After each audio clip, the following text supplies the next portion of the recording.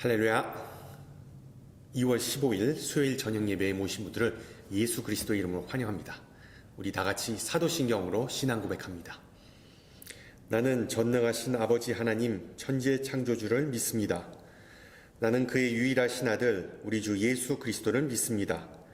그는 성령으로 잉태되어 동정녀 마리아에게 나시고 본디오 빌라도에게 고난을 받아 십자가에 못 박혀 죽으시고 장사된 지 사흘 만에 죽은 자 가운데서 다시 살아나셨으며 하늘에 오르시어 전능하신 아버지 하나님 우편에 앉아 계시다가 거기로부터 살아있는 자와 죽은 자를 심판하러 오십니다. 나는 성령을 믿으며 거룩한 공교회와 성도의 교제와 죄를 용서받는 것과 몸의 부활과 영생을 믿습니다. 아멘. 우리 함께 찬송가 366장 하시겠습니다. 예전 찬송가는 485장이고요. 366장 어두운 내 눈 밝히사 우리 함께 찬양합니다.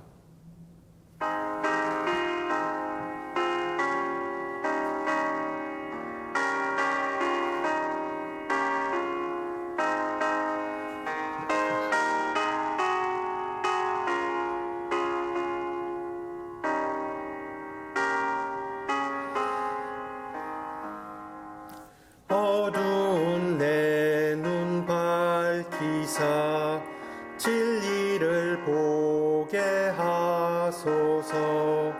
진리의 열쇠 내게 주사 참빛을 찾게 하소서. 깊으신 뜻을 알고자 엎드려 기다리오니 내 눈을 뜨게 하소서. 성령이여 막혀진 내 귀 여시사 주님의 귀한 음성을 이 귀로 밝히 들을 때에 내 기쁨 한량 없겠네. 깊으신 뜻을 알고자 엎드려 기다리오니 내 귀를 열어주소서. 성령이여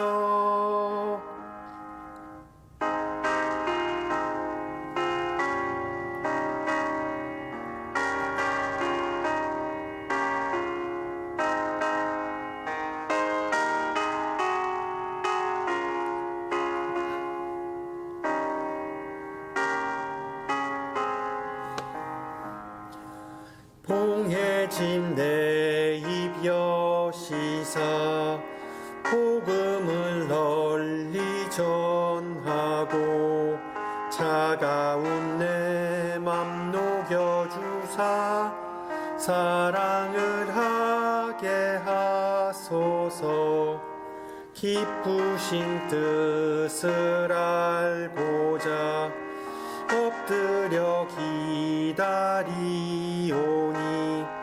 내 입을 열어주소서. 성령이여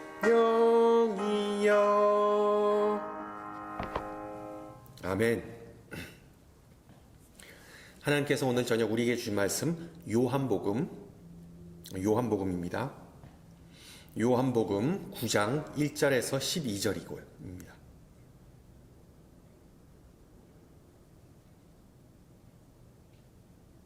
요한복음 9장 1절에서 12절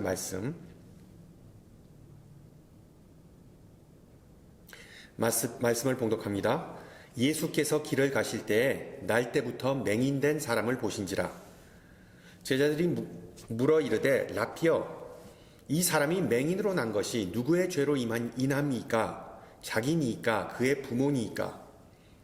예수께서 대답하시되 이 사람이나 그 부모의 죄로 인한 것이 아니라 그에게서 하나님이 하시는 일을 나타내고자 하심이라. 때가 아직 낮음에 나를 보내신 이의 일을 우리가 하여야 하리라. 밤이 오리니 그때는 아무도 일할 수 없느니라. 내가 세상에 있는 동안에는 세상의 빛이로다. 이 말씀을 하시고 땅에 침을 뱉어 진흙을 이겨 그의 눈에 바르시고 이르시되 실로암 못에 가서 씻으라 하시니 실로암은 번역하면 보냄을 받았다 하는 뜻이라. 이에 가서 씻고 밝은 눈으로 왔더라. 이웃 사람들과 전에 그가 거린인 것을 보았던 사람들이 이르되 이는 앉아서 구걸하던 자가 아니냐. 어떤 사람은 그 사람이라 하며 어떤 사람은 아니라 그와 비슷하다 하거늘 자기 말은 내가 그라하니 그들이 묻되 그러면 내 눈이 어떻게 떠졌느냐. 대답하되 예수라 하는 그 사람이 진흙을 이겨 내 눈에 바르고 나더러 실로암에 가서 씻으라 하기에 가서 씻었더니 보게 되었노라. 그들이 이르되 그가 어디 있느냐. 이르되 알지 못하노라 하니라. 아멘. 계속해서 예수님의 사역 속에 드러난 기적의 의미를 함께 좀 살펴보고자 합니다.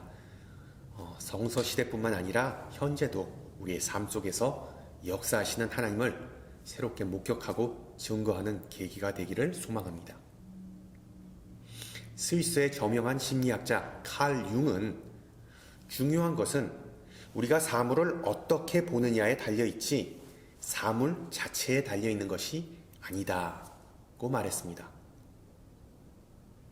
이것을 두 가지의 의미가 있는데, 첫째, 인간은 다른 사람, 다른 사물, 어떤 현상을 자기 맘대로 해석하는 경향이 있다는 것입니다. 예를 들어 컵에 물이 반쯤 차 있는데 그 컵을 보고 어떤 사람은 물이 반밖에 없네. 부정적인 사고죠. 다른 사람은 아직 물이 반이나 남았네. 긍정적인 사고를 하는 사람이 있습니다. 그리고 둘째, 인간은 본질보다는 눈에 보이는 것을 더 믿는다는 의미입니다. 본질보다는 표면적인 것을 더 믿습니다. 영어로 Don't judge a book by its cover. Don't judge a book by its cover. 책의 겹표지로 책이 좋은지 아닌지를 판단하는 것이 인간의 본성이죠. 겉만 보고 속을 판단하는 경우 너무나 많습니다. 초면인 사람의 인상이 좀 찝찝하면 거리를 두게 되고 인상이 좋으면 호감이 갑니다. 그런데 이런 인간의 반응 혹은 본능은 별로 신뢰할 수 없는 것 또한 사실이죠. 보통 사기꾼들의 특징은 선한 표정과 그리고 말주변이 좋은 것이기 때문입니다. 사물의 본질, 사람의 내면을 무시하고 속단하는 경향, 이것은 우리 현대인들뿐만 아니라 예수님 시대에 살았던 사람들, 특히 12제자들에게서도 나타났습니다. 먼저 오늘 본문에 나오는 이야기를 좀 자세히 보면 얼마 전에 나누었던 나윈성 과부의 아들을 살리신 사건과 그리고 가버나움에서 혈루증을 앓던 여인을 치유한 사건과 그 많은 유사점을 발견할 수 있습니다. 즉 예수님 곁에 가까이 가거나 혹은 예수님과의 어떤 신체적 접촉이 있던 사람은 신기하게 병 고침을 받을 수 있다는 사실을 오늘 본문도 전해주고 있습니다. 그러나 이 앞을 보지 못하는 사람을 고치신 사건은 좀 더 신비하고 그리고 놀라운 특징이 있는데 바로 예수님의 그 참된 정체가 예수님의 본질이 드러나기 때문입니다. 예수님은 세상의 빛이시다. 아이러니하게도 영적 소경이 수두룩해서 많은 이가 흑암 속에 빠져 있어서 빛으로 오신 이 예수님을 제대로 알아보는 이 또한 극히 적다고 요한은 기록합니다. 참고로 요즘은 소경 또는 맹인 아니면 장님이라는 표현을 사용하지 않습니다. 시각장애인이라고 하죠. 비록 시각장애인을 비하하는 표현이지만 맹인이라는 단어가 오늘 본문에 성경에 쓰였기 때문에 오늘 말씀을 전하면서 제가 맹인이라는 표현을 사용하더라도 여러분의 양해를 좀 구합니다. 요한복음의 중요한 주제 중에 하나는 바로 보는 것입니다. 보는 것. 오늘 본문에 나온 사건의 발단도 보기에서부터 시작합니다. 즉 예수님과 제자들이 예루살렘 거리를 활보할 때 제자들은 갑자기 날 때부터 맹인된 사람을 보게 되고 스승인 예수님에게 질문합니다. 스승님, 라피어, 이 사람이 맹인으로 난 것이 누구의 죄로 인함이니까? 자기니까? 그의 부모니까? 여러분, 이게 정신이 제대로 박힌 사람이 할 법한 질문인가요? 어디서 그런 해괴한 발상이 나왔을까요? 심지어 어린 꼬마도 이런 질문을 하지는 않을 겁니다. 아무리 제자들의 전직이 가방끈 짧은 어부라지만 어떻게 이 제자들에게서 인간에 대한 배려나 아니면 예절이라고는 전혀 찾아볼 수 없을까요? 그런데 이게 꼭 제자들만의 문제라고 볼 수는 없습니다.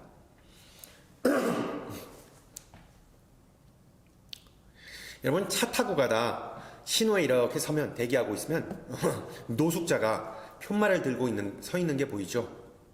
나는 참전 군인이었는데 지금 심각한 스트레스 장애를 겪고 있다. 아니면 나는 미혼모인데 분유값이 없다. 등등. 그걸 보면 저게 과연 사실일까? 아니면 내 동정심을 유발하기 위한 꼼수 아닌가? 아니면 도대체 무슨 사연이 있길래 복지기관이나 가족들이 그 사람을 도와주지 않았을까와 같은 생각 한두 번 다 해보셨을 겁니다. 바로 제자들이 예수님에게 했던 질문과 같은 맥락입니다. 이렇게 우리가 별 생각 없이 하는 어떤 생각이나 말은 fact, 즉 사실에 기반을 두었을 수도 있지만 아니면 그냥 편견, 억지스러운 추측일 수도 있습니다. 문제는 나의 그런 시각이나 반응이 상대방의 그 절실한 상황을 해결하는데 아무런 도움이 되지 않는다는 겁니다. 오히려 그 사람이 내면에 간직하고 있는 그 큰 상처를 치유하거나 그 사람의 인생을 변화시키는데, 나아지게 하는 데는 큰 걸림돌이 된다는 사실을 우리는 기억해야 합니다. 물론 제자들이 어떤 나쁜 의도를 갖고 그런 말을 한 것은 아니겠죠. 그들 나름대로 어떤 배움을 얻고자 했을 수도 있습니다. 그런 의미에서 그 맹인은 정말 좋은 어떤 신학적 연구 대상이었습니다. 특히 그를 통해 고통에 대해, 인간의 고통에 대해 예수님의 그 견해, 예수님의 안목을 자기들도 좀 얻을 수 있다고 생각했을 수도 있겠죠. 그런데도 제자들의 그런 무례함이 용서되는 것은 아닙니다. 왜? 그 장애인은 연구 대상이 아니라 엄연한 인격체였습니다. 수많은 나름대로 감정, 자신만의 소망, 어떤 꿈을 간직한 사람이었을 겁니다. 태어났을 때부터 앞을 보지 못하였기 때문에 많은 시각장애인이 그렇듯 예민한 청각을 가지고 있었겠죠. 그리고 본의 아니게 예수님과 제자들의 대화가 다 들렸을 겁니다. 이 제자들의 그런 질문을 듣고 그 사람은 무슨 마음이었을까요? 아마 무덤덤했을 겁니다. 왜? 어릴 때부터 너무 자주 들었던 내용이었기 때문입니다. 당시 사람들은 모든 종류의 어떤 질병이나 장애를 설명하고자, 이해하고자 하는 경향이 있었는데, 그것을 가장 쉽게 설명하는 방법은 바로 그 질병과 어떤 장애는 다 하나님의 징벌의 결과이다, 현상이다 라고 믿었습니다. 피해자에게 책임을 전가하는 것, 너무나 쉽고도 흔한 방식이죠. 예를 들어 성폭력 피해자나 아니면 가정폭력 피해자를 보호하기는커녕 가해자 편을 든 경찰관들의 뉴스가 요즘도 가끔 들리죠. 당신은 조신하지 못하게 그런 야한 옷을 입고 늦은 시간에 왜 거기에 쏴돌아다녔느냐, 아니면 당신이 맞을 짓을 했네 등등. 이 맹인도 심지어 자신의 부모로부터 내가 무슨 죄를 지었기에 이런 자식이 나왔는가라는 그런 말을 들으면서 자랐을 겁니다. 그 마음의 상처가 정말 쌓이고 쌓이고 골마서 이제는 아예 그냥 면역된 아주 비참한 상황이었을 겁니다. 그래서 그는 평상시에 그랬듯이 제자들의 질문을 그냥 한 귀로 듣고 흘려보내려고 했지만 그들의 스승 예수라는 사람의 대답은 그를 깜짝 놀라게 합니다. 맹인 그 자신도 죄인이 아니고 그 부모도 죄인이 아니다. 그가 그런 장애를 갖고 태어난 이유는 하나님이 하시는 일을 나타내고자 한다는 것입니다. 여러분, 작년 가을에 욥기를 함께 나누면서 배운 내용은 이 고난과 죄를 놓고 반드시 어떤 인과관계를 찾지 말아야 한다는 점입니다. 예를 들어 범죄자 부모에게서 아주 건강한 아기가, 정신 제대로 박힌 아이가 잘 나올 수도 있고, 반대로 건강한 부모에게서 장애가 있는 아이가 충분히 나올 수도 있는 법입니다. 왜 그런지 의학적으로 설명이 안 되면 신학적으로 설명해서 안 되는 것입니다. 따라서 문제를 놓고 잘잘못을 따지지 말라. 바로 그것이 예수님께서 제자들에게 그리고 우리들에게 지적하는 내용이죠. 그렇다면 예수님은 이 앞을 못 보는 사람을 좀 더 인간적으로 따뜻하게 대해 주시리라는 예상을 우리가 할 수 있지만 실상은 어떻습니까? 그 정반대의 태도를 보이십니다. 정반대의 태도. 그 맹인을 마치 벌레처럼 취급하십니다. 보세요. 땅바닥에 침을 뱉고 그리고 진흙을 만든 후에 그의 눈에 그 진흙 파스를 붙여주십니다. 나쁜 말로 그 맹인을 시궁창에 빠뜨리십니다.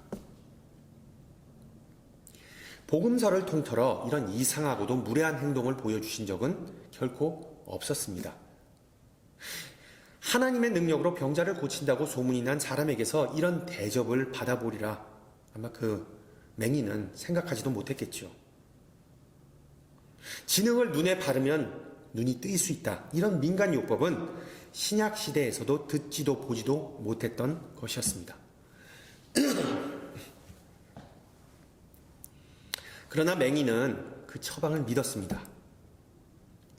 실로암 연못에 가서 씻으라는 예수님의 그 추가적인 처방마저 다 믿고 따랐습니다. 여러분 생각해 보세요. 그 우스꽝스러운 진흙팩을 얼굴에 한 채로, 멋팩을 한 채로 예루살렘 거리를 이렇게 걸어가야만 했습니다. 예수님께서 성전 입구에서 그 사람을 만났다고 가정한다면 그 사람은 아마 거의 한 500야드, 거의 500m의 거리를 이 막대기로 더듬으면서 휘청거리면서 많은 사람의 조롱을 들으면서 걸어가야만 했을 겁니다. 이게 뭐야? 아우 지저분해. 저기 뭔 꼴이야? 결코 즐거운 길은 아니었습니다. 예수님의 그 십자가의 길을 연상시키는 수치스럽고 외로운 길을 가야만 했습니다. 그러나 예수님과의 만남은 너무나 강렬한 체험이었기 때문에 그는 믿었습니다. 예수님께서 그 자신을 스스로 세상의 빛이라고 가리키는 것을 듣고 혹시 자신이 일평생 갇혀있던 그 어둠 속에서 구원해 주실 수 있다는 빈약한 가능성을 믿었습니다. 믿져야 본전이죠. 이미 시궁창 인생을 살고 있던, 매일 거리에서 구걸하던 인생을 살고 있던 그에게 얼굴에 진흙을 뒤집어 섞거나 말거나 거기가 거기였겠죠. 그래서 그는 그냥 걸어갔습니다. 그리고 연못에 도달해서 세수했습니다. 그리고 눈이 뜨여서 다시 돌아왔습니다. 어떻게 보면 이 황당한 사건, 물론 의학적으로, 과학적으로 설명할 수 없습니다. 여기에서는 오직 신학적으로만 설명이 가능하겠죠. 여러분 창세기 2장 기억 생각나시죠? 하나님은 사람을 즉 티끌로 창조하셨습니다. 따라서 요한복음 9장에서 예수님은 단순한 어떤 침으로 땅에 침을 뱉어서 차륵놀이를 하신 게 아니라 창조 행위를 하신 겁니다. 하나님 아버지처럼. 마찬가지로 실로암 연못에 가서 씻으라라는 명령은 그 물, 즉 세례를 통해 인간에게 새 생명을 주시고 새 창조를 이루시는 하나님의 역사를 상징하는 것입니다. 하나님의 재창조를 재현하신 것이죠.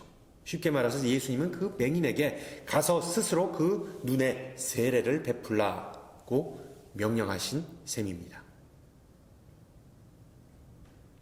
그리고 시력을 회복한 사람은 바리새인들 앞에서 간증합니다. 그 사람이 내 눈에 진흙을 발랐고 나는 가서 세수하였고 이제는 앞이 보인다. 고로 그는 선지자이다. 더 나아가 그는 바리새인들을 골립니다. 27절 보세요. 당신들도 그의 제자가 되려 하나이까? 결론적으로 이 맹인이었던 자와 바리새인들 간의 그 열띤 토론을 통해 앞을 보지 못하는 사람, 영적으로 눈먼 사람은 다름 아닌 종교 지도자들이었음이 드러나게 됩니다. 바리새인들과 혹은 12제자들과 마찬가지로 많은 신앙인은 알게 모르게 영적 눈멈이라는 장애 또는 질병을 안고 살아갑니다. 지난번에도 말씀드렸지만 하나님이 아니라 기도 제목만이, 내가 소망하는 것만이 눈에 들어오는 때가 얼마나 많습니까? 아니면 기도 응답을 받은 후에, 아니면 기도 응답을 받지 못한 후에 하나님의 능력을 증거하고 하나님께 영광을 돌리지 않은 적이 얼마나 많았습니까? 10명의 납병 환자를 고쳐주신 사건에서 드러났듯 오직 한 명만 돌아와서 예수님을 찬양했습니다. 즉 우리가 하나님을 인식하고 하나님께 영광 돌리는 경우는 기껏해야 10%밖에 안 된다는 의미입니다. 공생애 동안 예수님께서 못 고친 환자는 없었습니다. 단 영적 맹인, spiritual blindness, 영적 눈먼만큼은 고치시지 못했다는 점을 우리는 기억해야 합니다.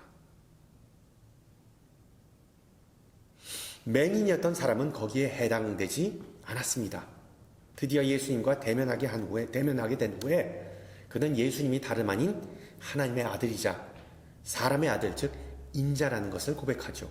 그리고 이렇게 고백합니다. 주여 믿습니다. 주여 믿습니다.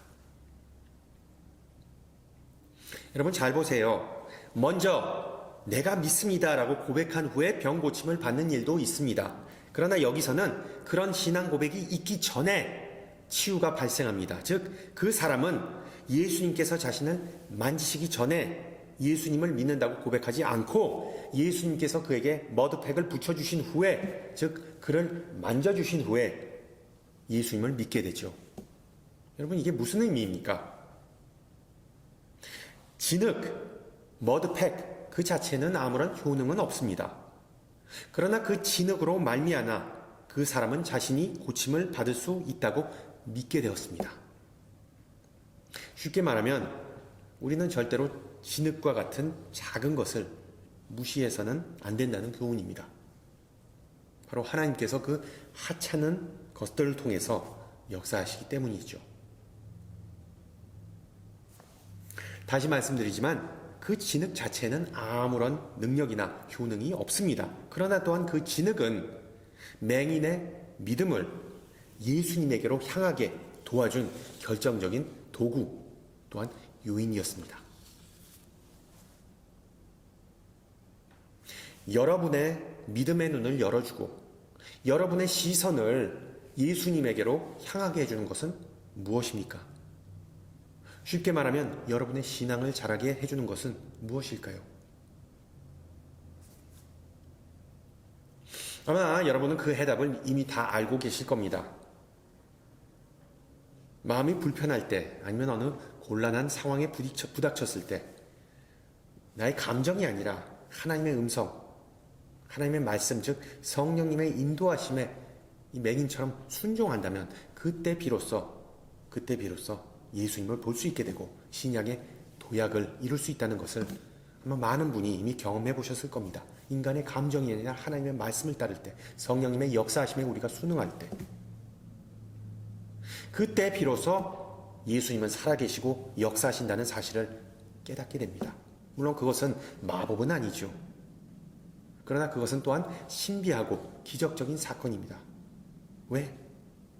우리의 생각이 변하기 때문이죠. 여러분, 인간의 생각은 절대로 안 변합니다. 그러나 여기서는 그것이 가능해지죠. 우리의 닫힌 시각이 열리기 때문입니다. 그게 기적 아니겠습니까? 그런 변화는 진흙 덩어리와 같이 보잘것없는 것을 통해서도 때때로 이루어집니다. 문제는 우리의 그런 영적 눈먼과 무지를 일깨워줄 수 있는 그런 사건이 과연 무엇일까입니다. 그게 무엇이겠습니까? 우리가 예수님을 더 신뢰할 수 있게 도움을 주는 그런 진흙과 같은 것이 무엇이 있을까요? 구체적으로 하나님은 어떻게 우리의 눈을 밝게 해주실까요? 이상하게 들리겠지만 그 해답은 바로 아픔입니다. 아픔. 많은 의사와 학자들은 때로는 인간이 고통을 받아들이고 그것을 인정해야만 인생의 체험이 풍요로워지고 인격이 강화된다라고 주장합니다. 오늘 본문에서 말하는 고통은 이 진흙팩이라는 형태로 등장하는데 그것은 오늘날 우리에게 있어 온갖 종류의 어떤 육체적, 감정적, 관계적 그리고 영적 고통의 상징이죠. 아픔, 고통을 좋아하는 사람이 어디 있겠습니까? 고통은 나의 행복과 건강을 해치는 원수라고 생각합니다. 그러나 때로는 고통은 그것은 바로 하나님이 우리의 시선을 예수님에 돌리게 만드는 그런 통로임을 기억하시기 바랍니다. 기독교 작가 C.S. 루이스는 고통의 문제라는 책에서 다음과 같이 기록합니다. 하나님은 쾌락 속에서 우리에게 속삭이시고 양심 속에서 말씀하시며 고통 속에서 소리치십니다. 고통은 귀먹은 세상을 불러 깨우는 하나님의 메가폰입니다. No pain, no gain. 여러분, 혹시 예수님께서 우리 눈에 진흙을 발랐는데 우리는 그냥 짜증만 내고 불편하다 그냥 징징대고 하나님을 원망하고 있지 않습니까? 우리를 불편하게 하신 목적은 참된 복은 하늘나라에 있고 참된 보물은 바로 그리스도 예수이고 참된 믿음의 근원은 하나님이시라는 것을 우리에게 알려주시기 위해서입니다. 아멘. 서두에서 말씀드렸듯이 이 세상에 사연 없는 사람 없고 문제 없는 인생 또한 없습니다. 그러나 우리 하나님은 모든 것을 다 활용하시는 분입니다. 즉 우리의 고난과 아픔을 절대로 낭비하시거나 허투루 쓰시는 분이 아닙니다.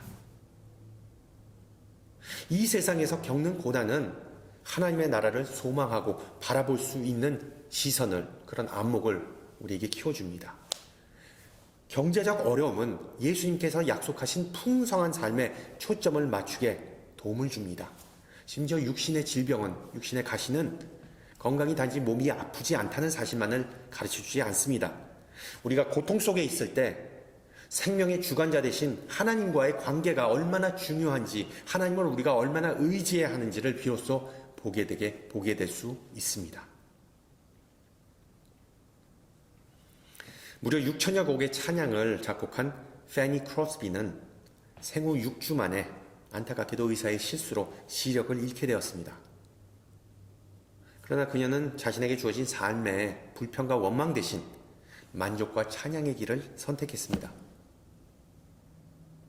언젠가 누가 그녀에게 물었습니다. 패니, 당신은 장님이 아니기를 원하지요? 그러자 그녀는 늘 말하던 대로 대답했답니다. 글쎄요, 장님이어서 좋은 점은 내가 맨 처음 볼 얼굴이 예수님의 얼굴이라는 것입니다.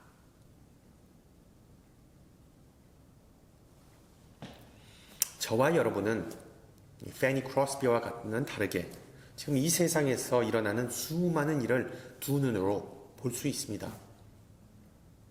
지금 특히 튀르키예와 시리아가 겪는 국가적 재앙, 그리고 우크라이나에서 정말 1년 넘게 지속되는 이런 비참한 전쟁을 보면서 도대체 무슨 기적이라도 좀 일어나야겠구나라는 생각이 듭니다. 적어도 하나님께서 무슨 좀 빨리 개입하시고 교통정리를 좀 해주셨으면 하는 바람이 있습니다. 마치 구약시대에 하나님이 홍해를 가르시고 그리고 광야에서 이스라엘을 만나로 먹이신 기적이 생각나죠. 마찬가지로 신약시대에 예수님은 바다 위를 걸으시고 그리고 5천 명 넘는 사람을 먹이신 기적, 그런 기적도 우리 머릿속에 떠오릅니다. 우리는 그 모든 기적을 fiction, 허구가 아니라 fact, 사실이라고 믿고 고백합니다. 또한 하나님은 영원한 분이시기 때문에 과거에 그런 기적을 행하셨듯 오늘날도 그런 기적을 다시 행하실 수 있다, 아니 행하시는 분이라고 믿습니다. 맞죠? 그런데 잠깐, 이스라엘의 광야 생활을 한번 생각해 보세요. 그들은 수많은 기적을 목격했지만 그들은 결국 처참하게 실패하였습니다. 다 죽고 2명만 약속의 땅에 들어갔죠. 12제자들의 경우는 어떻습니까? 수많은 기적, 예수님의 표적을 목격했지만 예수님께서 십자가에 달리셨을 때 거의 다 도망가 버렸습니다. 그들은 위대한 증인이 아니라 형편없는 루저, 패배자가 됐습니다. 여러분, 이처럼 기적, 아니 표적과 믿음은 비례하지 않습니다. 많은 기적은 우리의 믿음을 성장하게 해주지 못합니다. 적어도 하나님께서 원하시는 그런 믿음은 사인, 즉 표적을 통해 이루어지지 않음을 성경은 분명히 보여주고 있습니다. 영성 작가 필립 얀시의 말처럼 표적은 하나님이 아니라 오직 표적만을 탐닉하게 만듭니다. 오늘 말씀 제목을 고르는데 참 고민이 많았습니다. 이 진흙으로 할까 아니면 침으로 할까? 갓난아기가 너무 사랑스러워 어떤 엄마는 아기가 이렇게 질질 침을 흘리는 침이 와 보약이다, 로얄 젤리라 라고 농담하는 것을 들었는데, 물론 예수님의 보혈과는 좀 다르겠지만 이 예수님의 침, 퇴하고 뱉으신, 땅바닥에 뱉으신 그 침에는 뭐 어떤 좀 능력이 있지 않을까라는 생각이 들지 않습니까? 또 한편으로 침의 해답이 있습니다 라는 제목, 좀 이상하게 들리죠. 그래서 진흙의 해답이 있습니다 를 택했습니다. 여러분 기억하세요. 하나님의 위대한 역사는 간단한 터치, 만짐, 아니면 지저분한 진흙, 아니면 그 흉측한 십자가와 같이 때로는 하찮고 아니면 수치스럽고 별 볼 일 없고 아프게 하는 것을 통해서 이루어진다는 사실을 마음속에 간직하시기 바랍니다. 바울의 고백처럼 하나님의 능력은 약한 데서 완전해집니다. 할렐루야. 우리의 위로와 평화 그리고 능력 되신 하나님을 고통과 고난 가운데서 볼 수 있는 은혜가 우리 모두에게 있기를 축원합니다. 함께 기도합니다. 하나님의 영광을 드러내기 위해 이 세상에 빛으로 오신 주님의 이름을 찬양합니다. 편견과 아집 때문에 빛 대신 주님을 보지 못하는 우리의 모습을 돌아보고 이 시간 회개합니다.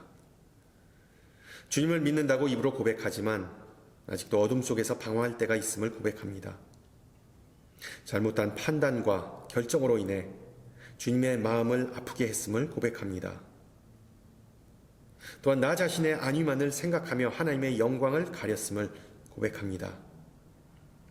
부디 우리의 연약함, 죄악령으로 비추사 그 모든 것을 보게 하여 주시고 진흙이라는 고난과 시련 그리고 수모를 당할 때 우리의 시선을 땅바닥이 아닌 하늘로 향할 수 있는 그런 용기와 끈기와 비전을 허락하시옵소서. 우리를 구원하시기 위해 주님께서 짊어진 십자가를 늘 묵상하며 성령의 도우심으로 넉넉히 승리하기를 소망합니다. 인내하신 주님, 지금 튀르키예와 시리아에서 벌어진 재해를 보면서 인간은 하찮고 연약한 존재임을 다시 한번 깨닫고 주님의 자비를 구합니다. 지금도 비탄에 빠져 추위 속에서 두려움 가운데 구조를 기다리는 백성을 기억하시고 그들에게 은혜를 베푸시기를 기도합니다. 특히 삶의 터전을 잃은 모든 이들을 주님의 날개 아래 품으시고 사랑하는 이들을 떠나보내고 슬퍼하는 이들을 위로해 주시고 갑자기 목숨을 잃은 모든 영혼을 받아주시옵소서. 사랑이 많으신 주님, 특히 우리의 마음을 사랑으로 채우사 희망을 잃은 이들을 위해 베풀고 쉬지 않고 기도할 수 있게 하옵소서. 우리는 하나님 나라의 백성이자 창문이오니 우리를 통해 주님의 은혜와 사랑이 이 세상에 아낌없이 전파되게 하옵소서. 다 같이 주님 가르쳐 주신 기도합니다. 하늘에 계신 우리 아버지, 아버지의 이름을 거룩하게 하시며 아버지의 나라가 오게 하시며 아버지의 뜻이 하늘에서와 같이 땅에서도 이루어지게 하소서. 오늘 우리에게 일용할 양식을 주시고 우리가 우리에게 잘못한 사람을 용서하여 준 것 같이 우리 죄를 용서하여 주시고 우리를 시험에 빠지지 않게 하시고 악에서 구하소서. 나라와 권능과 영광이 영원히 아버지의 것입니다. 아멘. 네, 예배를 마쳤습니다. 네, 방금 전에 말씀드렸듯이 우리 고통 속에 있는 튀르키예와 시리아 백성들 민족을 위해서 우리가 기도를 하고, 그리고 또한 출타주이신 목사님을 위해 선교지에서 영육간의 강건함을 하나님께서 허락해 주시기를 열심히 기도 부탁드립니다. 다음 주 이 시간에 뵙겠습니다. 샬롬.